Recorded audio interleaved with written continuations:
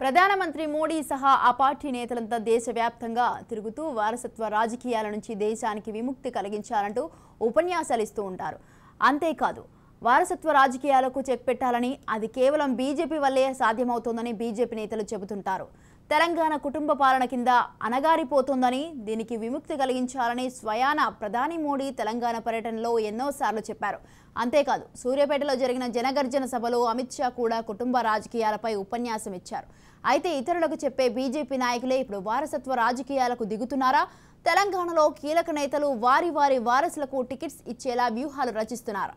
ఇంతకీ బీజేపీలో వారసత్వ రాజకీయాలు చేస్తున్న నేతలెవరు? టికెట్స్ కోసం వారు చేస్తున్న ప్రయత్నాలేంటి? తెలియాలంటే let's watch the story.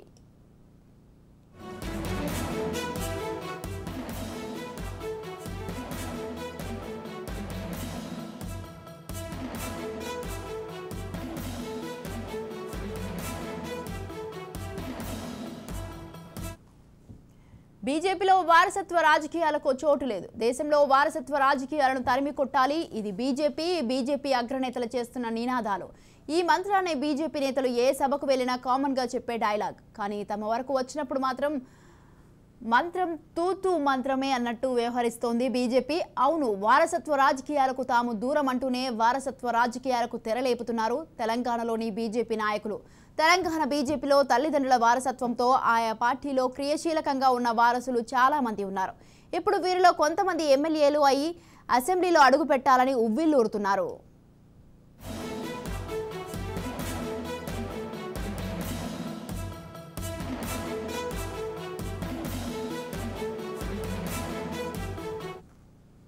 BJP తొలి జాబితా తర్వాత అనేక కీలక పరిణామాలు చోటు చేసుకున్నాయి. 52 మందితో ప్రకటించిన తొలి జాబితాపై తీవ్ర అసంతృప్తులు వ్యక్తమైన నేపథ్యంలో అధినాయకత్వం రెండో జాబితాపై ఆచితూచి అడుగులు వేస్తోంది. ఇదిలా ఉంటే ఇదే సమయంలో అనూహ్యంగా కేవలం ఒకే నియోజకవర్గంలో పోటీ చేసే అభ్యర్థిని బీజేపీ ప్రకటించింది. అతనెవరో కాదు, మాజీ ఎంపీ జితేందర్ రెడ్డి కుమారుడు మిథున్ రెడ్డి. ఇతన్ని మహబూబ్ నగర్ అభ్యర్థిగా ఖరారు చేసింది బీజేపీ.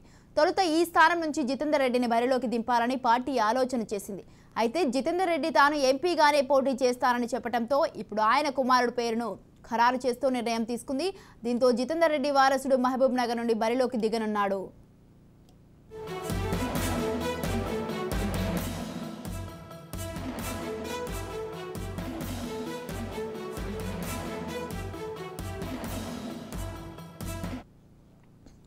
ఇక ఉమ్మడి మహబూబ్ నగర్ జిల్లాలో పలుకుబడి ఉన్న రాజకీయ కుటుంబాల్లో డీకే అరుణ ఫ్యామిలీ ఒకటి. ఎన్నో ఏళ్లుగా ఈ ప్రాంతంలో ఈ కుటుంబం రాజకీయాలు చేస్తోంది. కాంగ్రెస్ కుటుంబం నుంచి డీకే అరుణ వచ్చిన 2004లో మాత్రం సమాజ్వాదీ పార్టీ టికెట్పై తొలిసారి గెలిచారు. కానీ వెంటనే కాంగ్రెస్లోకి వచ్చిన ఆమె వైఎస్ఆర్ క్యాబినెట్లో మంత్రిగా పనిచేశారు. తెలంగాణ ఏర్పడిన తర్వాత కూడా కాంగ్రెస్ నుంచి గెలిచినా ఆ తర్వాత పార్టీకి దూరమై ప్రస్తుతం బీజేపీలో ఉన్నారు. ఇప్పుడు డీకే అరుణ బీజేపీ జాతీయ ఉపాధ్యక్షురాలి పదవిలో ఉన్నారు. రాష్ట్రంలో ఆ పార్టీ కీలక నేతల్లో ఒకరిగా బిజీగా ఉండటంతో గద్వాల జిల్లాతో పాటు నియోజకవర్గంలో జరిగే పార్టీ కార్యక్రమాలను కుమార్తె స్నిగ్ధారెడ్డి చూసుకుంటున్నారు. ఈ ఎన్నికల్లో ఆమె బీజేపీ తరపున గద్వాల నుంచి పోటీ చేయడానికి ఉత్సాహం చూపిస్తున్నారు. దీంతో ఆమెకు టికెట్ ఇవ్వాలని డీకే అరుణ డిమాండ్ చేస్తున్నారట. ఒకవేళ టికెట్ కేటాయించకపోతే పార్టీ మారడానికి కూడా రెడీ అయినట్టు పొలిటికల్ సర్కిల్లో వార్త చక్కర్లు కొడుతోంది.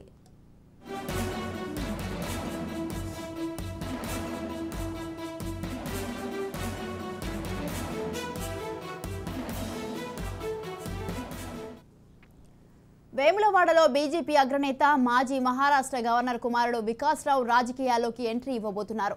దీంతో వేములవాడలో బీజేపీ టికెట్ కోసం ఇద్దరు అభ్యర్థుల మధ్య టికెట్ కోసం కోల్డ్ వార్ కొనసాగుతోంది. మాజీ జిల్లా పరిషత్ చైర్పర్సన్ తులా ఉమా, మాజీ గవర్నర్ విద్యాసాగర్ రావు తనయుడు డాక్టర్ వికాస్ మధ్య టికెట్ వార్ మొదలైంది. అయితే తన కుమారుడికి టికెట్ ఇవ్వాలంటూ ఇప్పటికే బీజేపీ పెద్దలను పలుమార్లు కలిశారు విద్యాసాగర్ రావు. అంతేకాదు వేములవాడ అసెంబ్లీ సీట్ను వికాస్ రావుకే ఇవ్వాలంటూ హైకమాండ్పై విద్యాసాగర్ రావు ఒత్తిడి తెస్తున్నారట.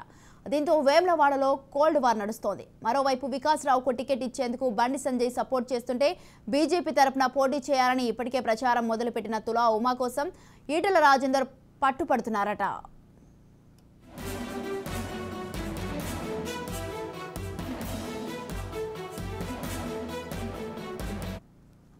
ఇక రాష్ట్రంలోనే ప్రతిష్టాత్మకంగా మారింది ముషీరాబాద్ బీజేపీ టికెట్.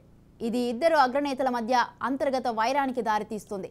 ఇద్దరు బడా నేతల్లో ఒకరు హర్యానా గవర్నర్ బండారు దత్తాత్రేయ కాగా మరొకరు రాజ్యసభ సభ్యుడు బీజేపీ పార్లమెంటరీ బోర్డు సభ్యుడు డాక్టర్ కె లక్ష్మణ్.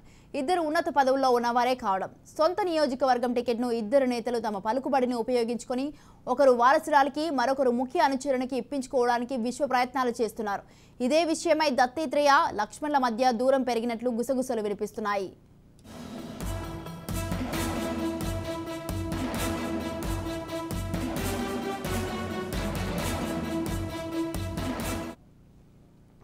బీజేపీకి పెద్ద దిక్కుగా ఉన్న హర్యానా గవర్నర్ బండారు దత్తాత్రేయ ఈసారి ఎన్నికల్లో తన వారసురాల్ని బరిలో నిలపడానికి పావులు కదుపుతున్నారు.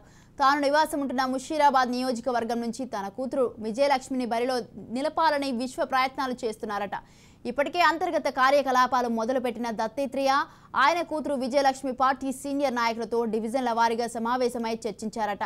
ఎట్టి పరిస్థితుల్లో టికెట్ తనకే వస్తుందని, తన గెలుపు కోసం సహకరించాలని దత్తాత్రేయ కూతురు విజయలక్ష్మి పార్టీ నేతలను కోరుతున్నారని పొలిటికల్ వర్గాల టాక్. ఈ నేపథ్యంలోనే ఇటీవల పలు పార్టీలు ఇతర కార్యక్రమాల్లో దత్తాత్రేయ కూతురు పలు కార్యక్రమాల్లో చురుగ్గా పాల్గొంటున్నారు. ఆమె తండ్రిని నమ్ముకొని టికెట్పై గంపెడాశలు పెట్టుకుని పార్టీ కార్యక్రమాలు చేస్తున్నారు దత్తాత్రేయ వారసురాలు.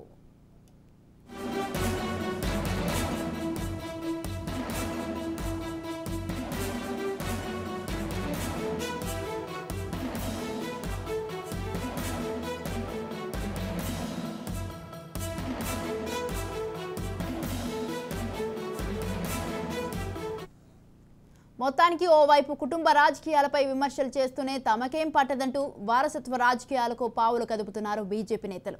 అంతేకాదు తమ వారికి టికెట్ ఇవ్వాలని బలంగా డిమాండ్ చేస్తున్నారు. అవసరమైతే తమ వారికి టికెట్ ఇవ్వకపోతే పార్టీ మారడానికి కూడా వెనకాడడం లేదట ఈ బడా లీడర్స్. మరి బీజేపీ అధిష్టానం ఇప్పటికే వారసత్వంగా ఒకరికి టికెట్ ఇచ్చింది. మరి మిగిలిన వారికి కూడా టికెట్ కేటాయించి వారసత్వ రాజకీయాలను ప్రోత్సహిస్తుందా, లేక తాము చెప్పింది కనీసం కొంతైనా ఫాలో అవుతామని ఇతరులకు టికెట్ ఇస్తుందా అనేది తెలియాలంటే మరికొన్ని రోజులు ఆగాల్సిందే.